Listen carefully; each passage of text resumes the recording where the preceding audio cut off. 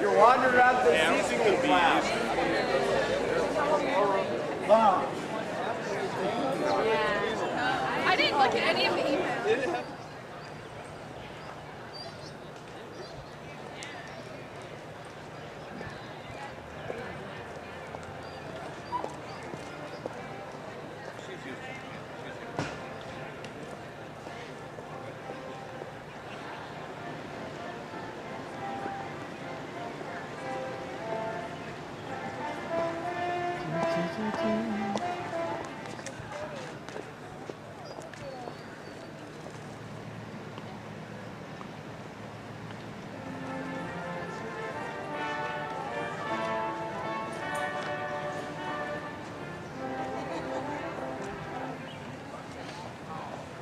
Good morning, how are you today? Doing. Hi. How are you?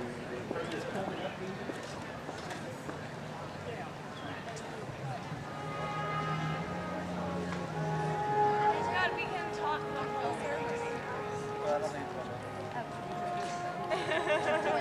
Okay, well, we're about to get there.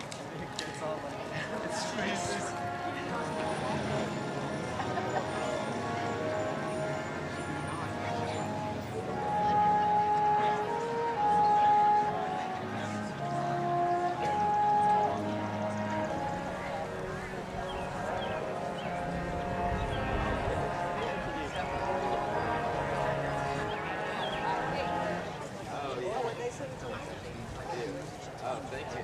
Yeah.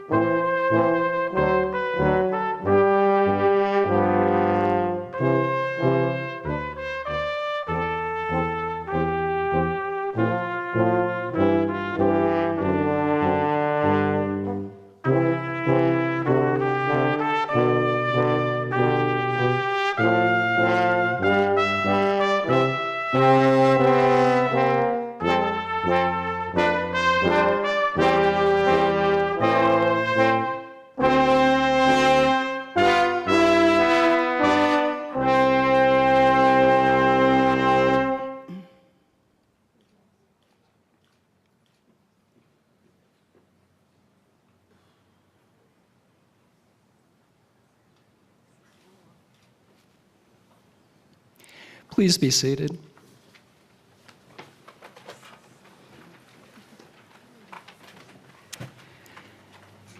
Members of the class of 2009, parents, family members, friends, faculty, and staff, I welcome you to the Baccalaureate Service, and indeed to the entire series of events that will culminate tomorrow morning with your taking your final steps as students on this campus. Henceforth, you will be graduates of Washington and Lee University, a distinction you will carry with you for the rest of your lives.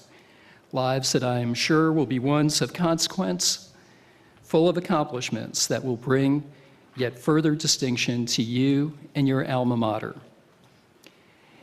These are a happy few days, strange in some ways though, roller coasters of emotions, mixtures of formality, such as our gathering here this morning, and informality, such as the packing of rooms and apartments, one more trip down Goshen Pass, or the final visit to the Elrod Commons or the Warner Center.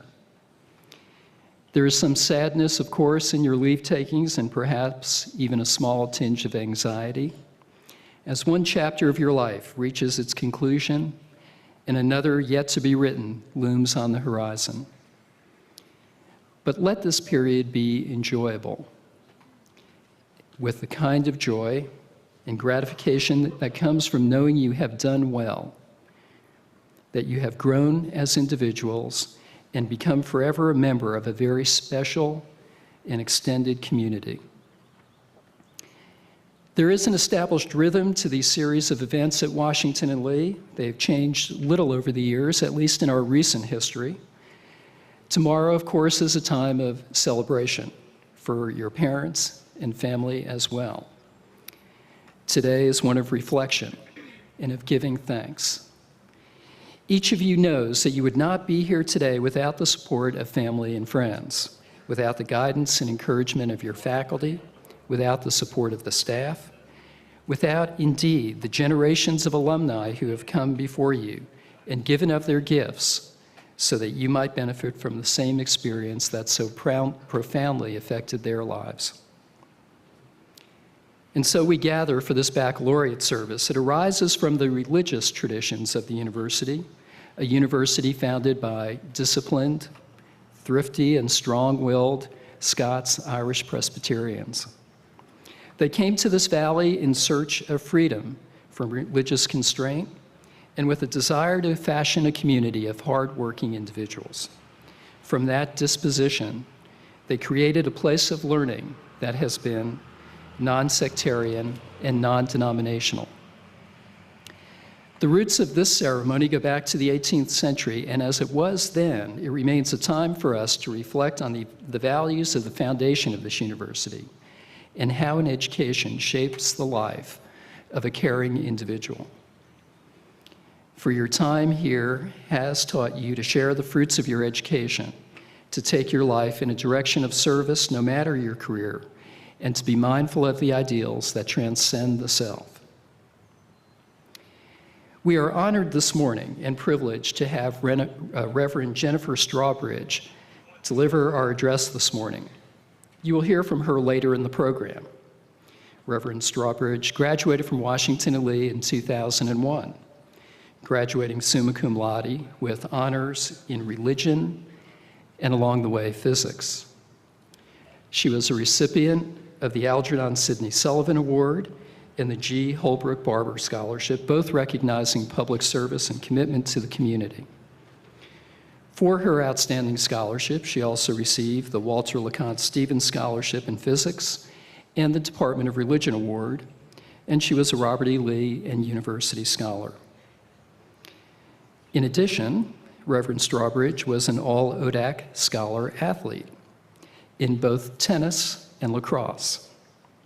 After graduation, she attended the University of Oxford, where she obtained a Master's of Studies in Theology, and then attended and received a Master's of Divinity at Yale Divinity School and Berkeley Divinity School. She was ordained in the Episcopal Church in 2004 and is at the moment the Associate Rector at St. Mary's Episcopal Church in Arlington, Virginia, although in the fall she will become a chaplain at Oxford University, where she'll pursue her PhD. We welcome her warmly as an alumnus and as a friend to many of us, and we look forward to her remarks later in the program. I now call upon Burr Datz, Coordinator for Religious Life, who will lead the ceremony, and we will proceed without further interruption. Burr?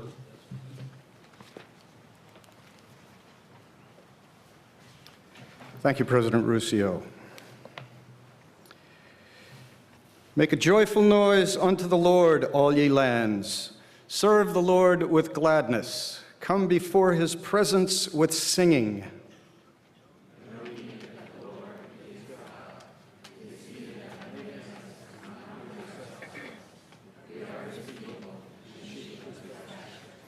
Enter into his gates with thanksgiving, and into his courts with praise.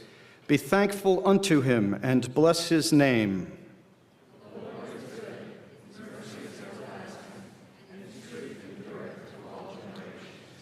This is the day which the Lord hath made. Lift up your hearts.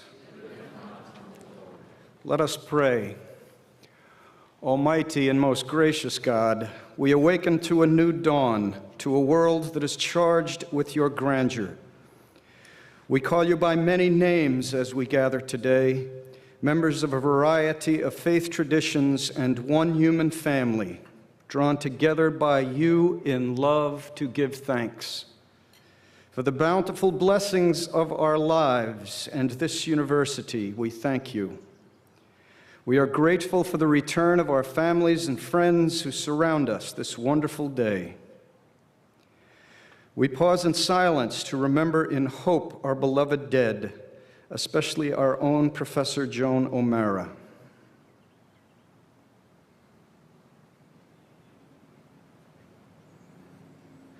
We lift up to you those who are refugees due to war and the rumor of war.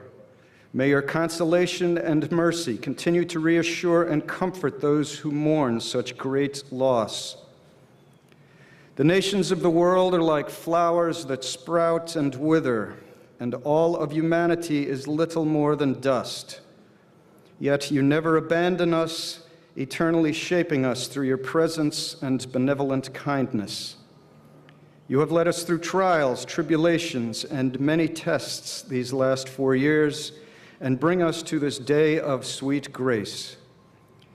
Unite our hearts to be open to you through the spoken word of our highly favored alumna, Jen, and reveal to us our purpose. Keep us ever mindful that the richness of our lives is directly proportional to the quality of our relationships. We humbly ask that you grant us your grace and allow us to return to this space in good weather tomorrow. In your most sacred name we pray. Amen. Let us read together the word of God, which shows forth our duty, the source of our strength, and the valor of those who have laid the foundations upon which we build. Hear, O Israel, the Lord our God is one Lord.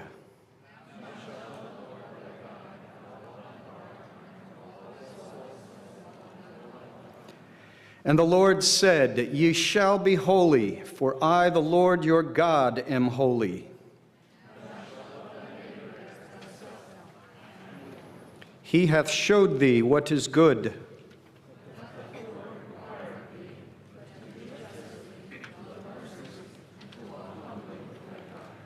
I will lift up mine eyes unto the hills, from whence cometh my help. He will not suffer thy foot to be moved. He that keepeth thee will not slumber.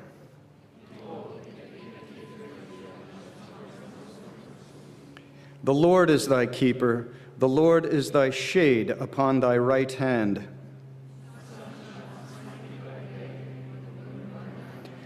The Lord shall preserve thee from evil.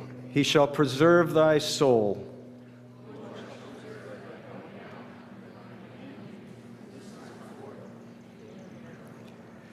Let us now praise famous people and those that begot us.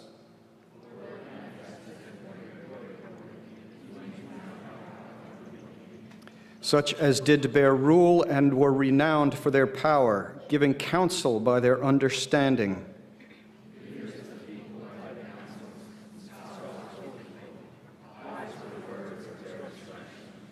Such as sought out musical tunes and set forth verses in writing.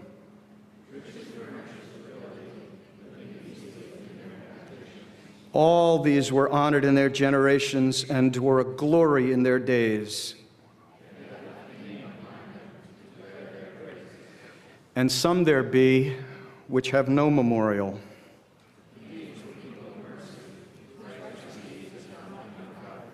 All will declare their wisdom. The memorial of virtue is immortal. All nations shall come and worship before the Lord. He maketh wars to cease unto the end of the earth. Sing unto God, ye kingdoms of the earth.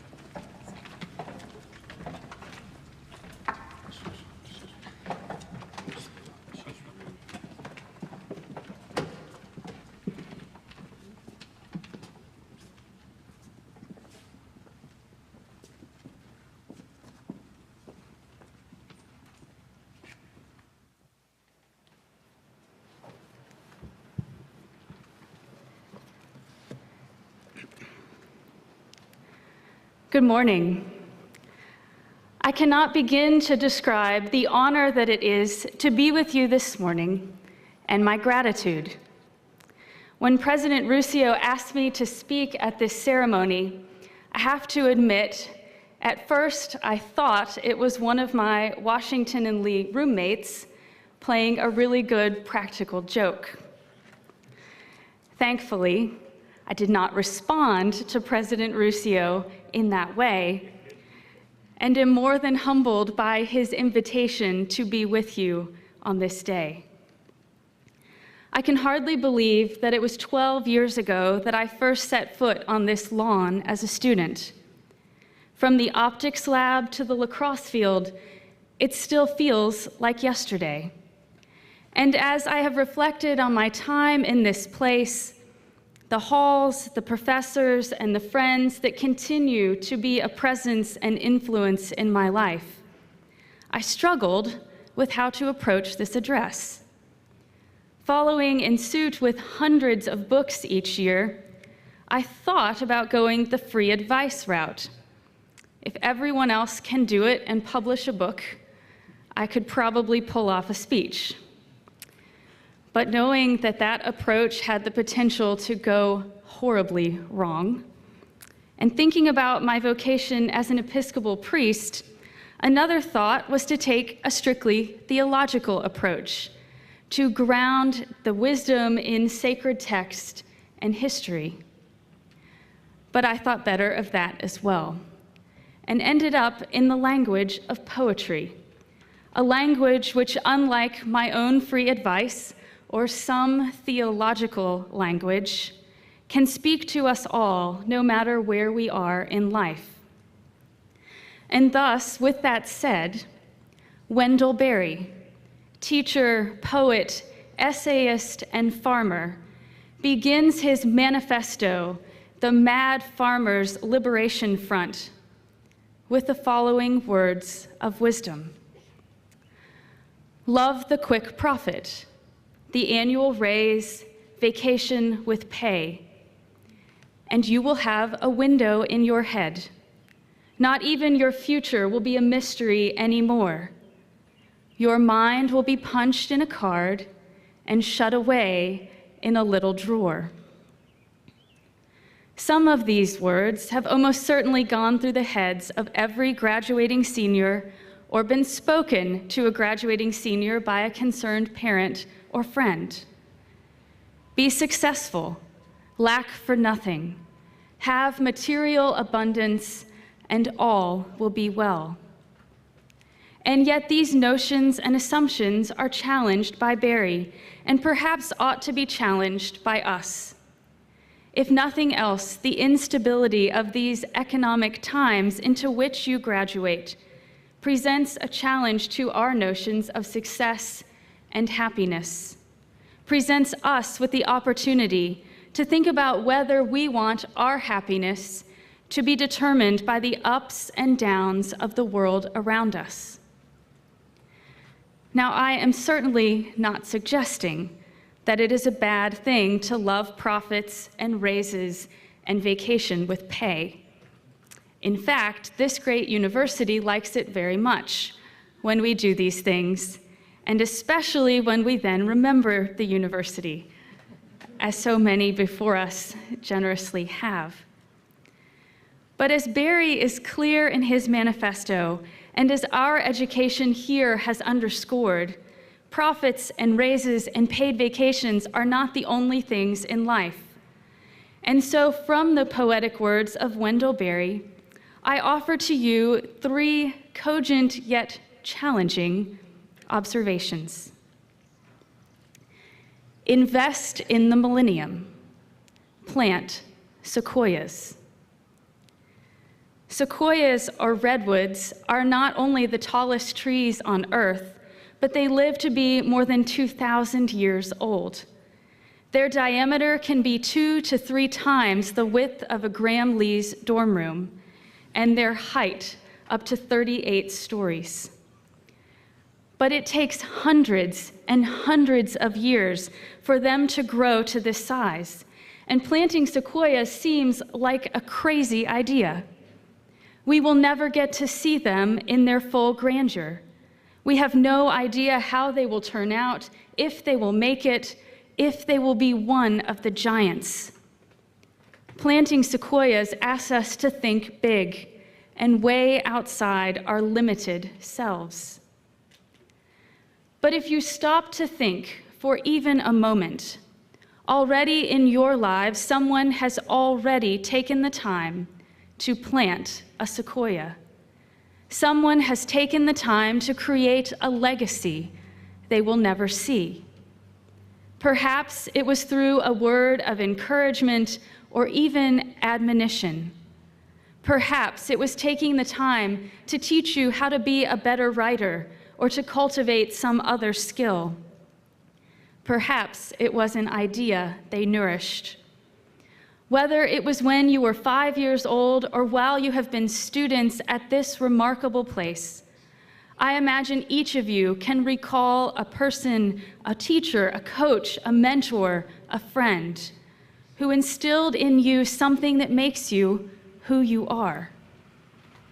We have all had someone who planted a seed in us, hoping it would take root and reach for the stars, but knowing they might not ever get to see it in its fullness, to see us in our grandeur, to see you as you sit here on this lawn about to graduate from this great university, in part because of a seed they planted.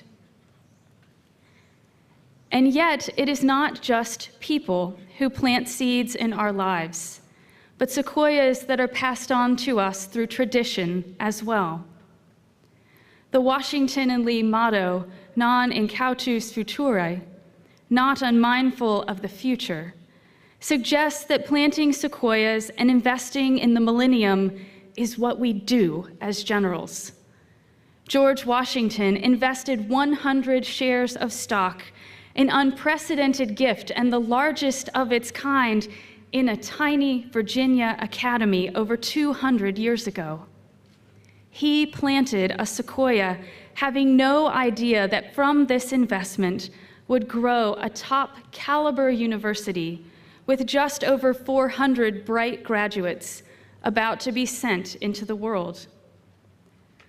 Little did the person know who started the speaking tradition, that it would no longer be normative in our culture to say hello to people as we pass them throughout our day.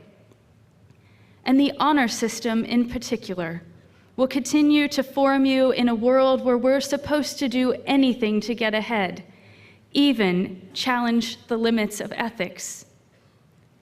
These traditions, these sequoias, will continue to grow, form, and nourish you for the rest of your lives, no matter where you go or what you do. In our fast-paced, fast-return culture, if an immediate benefit or payment is not evident, many are hesitant to invest the time or energy or resources. And when you do, some will think that you have lost your mind. But it is in those moments you only have to remember those who have planted sequoias in your own lives, those who have formed you, the people, the institutions. And now this is your duty as graduates of this place, to invest in the millennium, to not be unmindful of the future, to nurture and plant sequoias. But this is not your only task as you leave this place. For another important piece of wisdom from our poet friend Wendell Berry is a bit strange, but also quite simple. Be like the fox, who has to make more tracks than necessary, some in the wrong direction.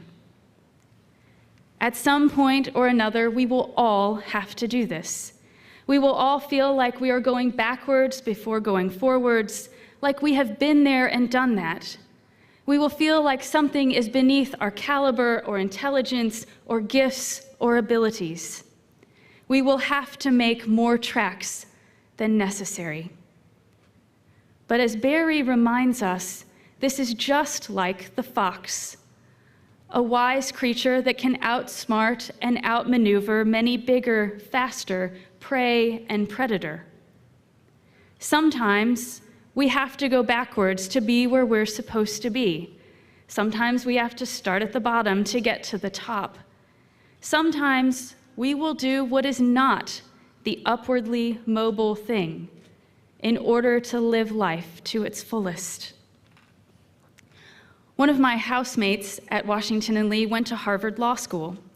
She graduated at the top of her class at Harvard and had many opportunities to work for judges and big top firms in Chicago and New York and Washington.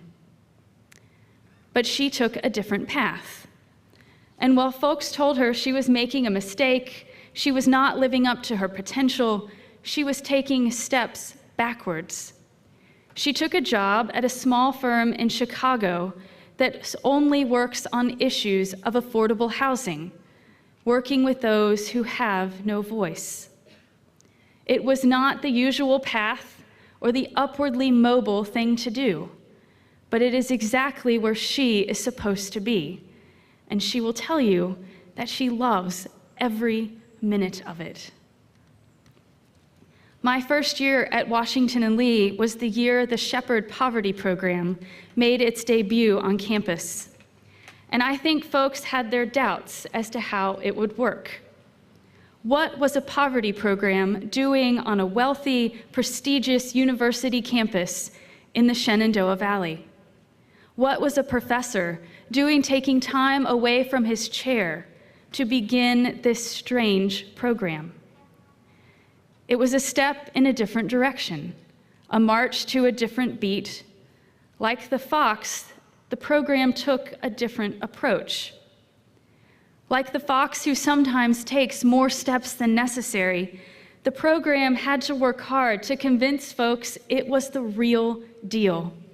It was worth the investment of time and energy, and like all parts of a good education, the risk of learning something new about yourself. But as many, if not all of you can attest, the Shepherd Poverty Program changes lives. Whether you have taken a course, completed the program, served in the campus kitchen, been a summer intern, a Bonner leader, or part of Neighbors Service Day, you know the difference this program has made in your lives and the lives of others.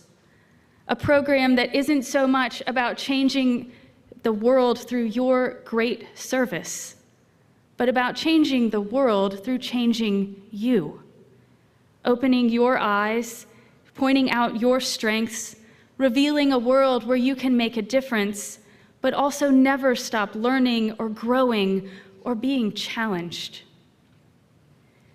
Be like the fox. It might not always make sense at the time, but sometimes going backwards and making more tracks than necessary has its own purpose. Those seemingly backward steps are in the end the things that often most define who we are. And those backward steps, the setbacks, and the intentional choices are the things that make us secure in our ability that will make it.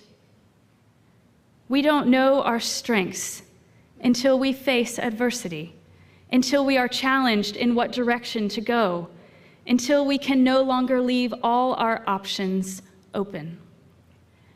And when we get to this place, and we realize that the route of the fox isn't all that bad, such knowledge is a gift.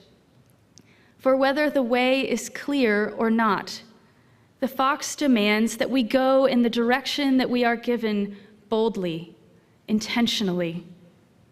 Sometimes we discount the fox, but when we do, we are always outsmarted. And perhaps the final piece of advice from our poet companion is to practice resurrection. Now, this is not like a dress rehearsal for what we may or may not believe happens to us when we die. Rather, it is the realization that there will be places throughout our lives where we will have the opportunity to practice resurrection, to bring new life. The chance to practice something that is always larger than we can imagine and that demands more of us than we can fathom. Resurrection is a slow process for those of us impatient in everything. It's hard for those of us who would rather skip the middle stages and jump right to the end. And yet we have the chance to practice resurrection all the time. We practice resurrection whenever we open our hearts and minds to the pain of the world and help bring those who are suffering back to the land of the living. We practice resurrection when we cultivate relationships, new and old, and the walls of separation in our world come crashing down. We practice resurrection when we laugh and sing and cherish life. Resurrection is in the making when we notice God's grace in our lives and see it in the world around us. We practice resurrection through our gratitude, not taking everything for granted. We practice resurrection when we welcome guests and foreign ideas with graciousness. Your work for justice, freedom, equality, and peace set the stage for resurrection.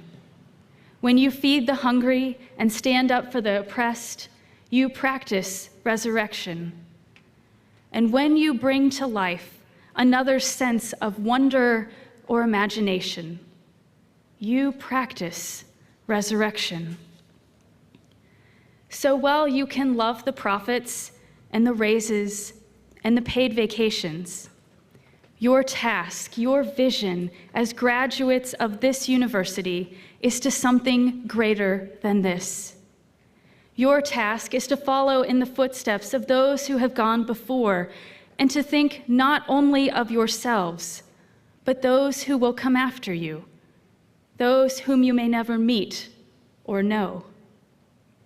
Your task is to be mindful of the future because it is now in your hands. Your task is sometimes to go backwards, sometimes to slow down in order to be truly where you are supposed to be in life. Your task is to practice resurrection. And thus, in the words of a Franciscan blessing, may you go forth. May God bless you with discomfort at easy answers, half-truths, and superficial relationships, so that you may live deep within your heart. May God bless you with anger at injustice, oppression, and exploitation of people, so that you may work for justice, freedom, and peace. May God bless you with tears to shed with those who suffer pain, rejection, hunger, and the loss of all they cherish, so that you may reach out your hand to comfort them and transform their pain into joy. And may God bless you with enough foolishness to believe that you can make a difference in this world, so that you can do what others claim cannot be done. Thank you.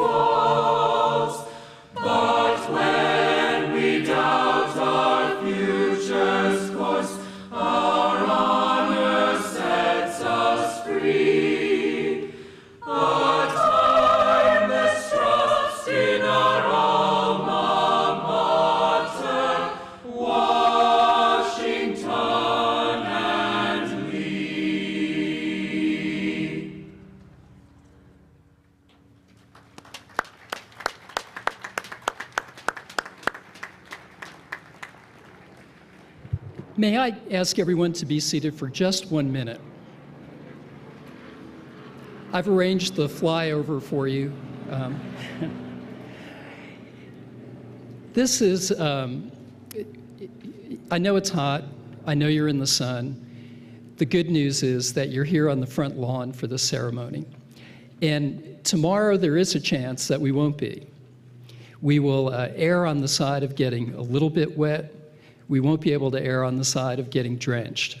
So watch the announcements tomorrow morning for directions about where to go. In the event that we are not here tomorrow, I want to ask a favor of you in advance of that, and that is to take 1 second right now to contemplate the setting in which you find yourself. This is truly one of the most beautiful settings in higher education. Behind you is Washington Hall, named after one of the most consequential figures in American history and certainly in this institution's history. In front of you is Lee Chapel, named after someone who has had a tremendous impact on this institution and in ways on your life that you won't begin to even appreciate at this point. And imagine the legacy that was handed down from Washington to Lee directly to you to carry forward, manifested in such perfect architectural alignment. I truly hope we're here tomorrow. We will do everything we can to hold off the weather, and I hope you will do the same. But if not, though, keep this image in your mind as you're seated in an air-conditioned, padded seats over in Cameron Hall with regret. We are adjourned. Enjoy these next 24 hours. We'll see you tomorrow.